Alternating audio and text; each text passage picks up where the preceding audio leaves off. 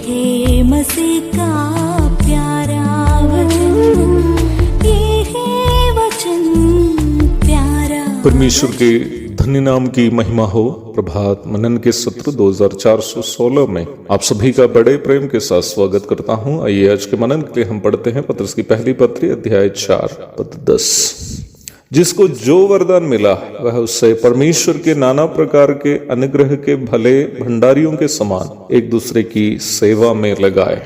10वीं एवं 11वीं पद उद्धार पाए हुए मसीहियों को पवित्र आत्मा से मिलने वाले आत्मिक वरदानों की ओर इशारा करती है। आत्मिक वरदान एक ऐसा महत्वपूर्ण विषय है जो हर एक मसीह विश्वासी को अवश्य मालूम होना चाहिए। वचन कहता है कि हम आत्मिक वरदानों के बारे में अज्ञान ना रहे। कुरिन्थियों की पहली पत्री 12:1। कुरिन्थ की कलीसिया के विश्वासी अपने आत्मिक वरदानों के बारे में सही से नहीं जानने वाले विश्वासी थे, जबकि उस कलीसिया आत्मिक वरदानों से आशीषित एक कलीसिया थी। पहला कुरिन्थी 1:6। परंतु उनकी समस्या ये थी कि उन्हें ये नहीं मालूम था कि निम्न आत्मिक वरदानों को अथवा स्पिरिचुअल गिफ्ट्स को कैसे, कब, कहाँ और किस लिए उपयोग किया जाना चाहिए। यह समस्या मेरी समझ से केवल कुरिन्थ कलीसिया के ही नहीं बल्कि आज भी बहुमत के कलीसियाओं के समस्या है। आत्मिक वरदानों को पहचान कर उसका सही उपयोग करना जिन विश्वासी लोग नहीं जानते, उन विश्वासियों की कलीसियाएं ना ही आत्मिक रूप में बढ़ेगी, ना ही प्रभु की महिमा के लिए सही प्रकार उपयोगी होगी। इसलिए प्रेरित पौलुस चेताता है कि हे भाइयों, मैं नहीं चाहता कि तुम आत्मिक वरदानों के विषय में अनजान रहो। पहला कुरिन्थी 12:1। आत्मिक वरदानों के संबंध में एक गहरा अध्ययन के लिए हमारा समय पर्याप्त नहीं होने के कारण इस सीमित समय के मनन के दरमियान उस विषय की गहराई की ओर जाने का मैं साहस नहीं करता हूं।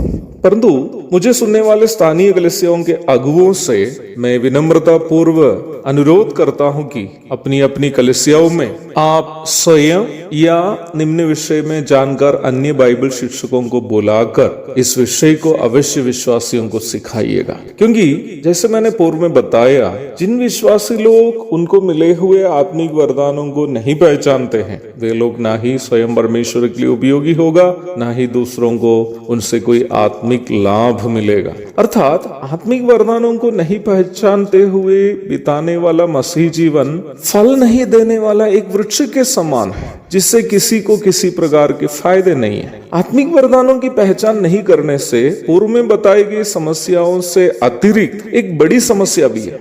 वो समस्या यह है कि मान लीजिए कि एक विश्वासी अपना आत्मिक वरदान को नहीं पहचानता है। निम्न विश्वासी दूसरे किसी विश्वासी अपना आत्मिक वरदान का उपयोग करते हुए देखकर उसकी ओर आकर्षित होने की संभावना भी है। निम्न गलती करने वाला विश्वासी स्वयं उपयोग नहीं होने के साथ साथ उपयोगी होने वाला, अर्थात अपना आत्मिक वरदान का उपयोग करने वाला दूसरे विश्वासी के लिए एक बाधा बनने की संभावना भी है।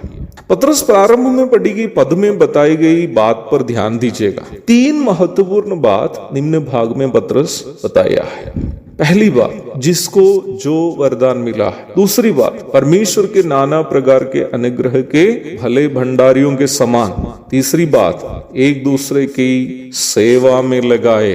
3 महत्वपूर्ण तथ्य को पत्रस यहाँ याद दिला रहा है। पहला तथ्य, हर विश्वासी को प्रभु ने जो वरदान दिया है उसकी पहचान वह अवश्य करे।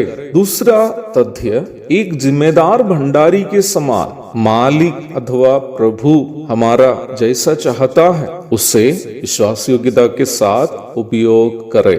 तीसरा तथ्य, आत्मिक वरदानों का उपयोग हमारा अपना स्वार्थ के लिए नहीं बल्कि एक दूसरे की सेवा के लिए, अर्थात एक दूसरे की आत्मिक उन्नति के लिए उपयोग करना है। आप कृपया इसी के साथ रोमी 12:6-8 तक, कुरिन्थियों की पहली पत्री 12:1-26 तक, इफिसियों 4:11-13 आदि भागों को भी मनन कीजिएगा। मुझे सुनने वाले प्रत्येक भाई बहन अपने आत्मिक वरदानों की पहचान मिलने हेतु परमेश्वर से प्रार्थना करने के लिए आपसे निवेदन करते हुए आज का मनन में समाप्त करता हूँ। प्रभु आप सबको आशीष दे। आमीन।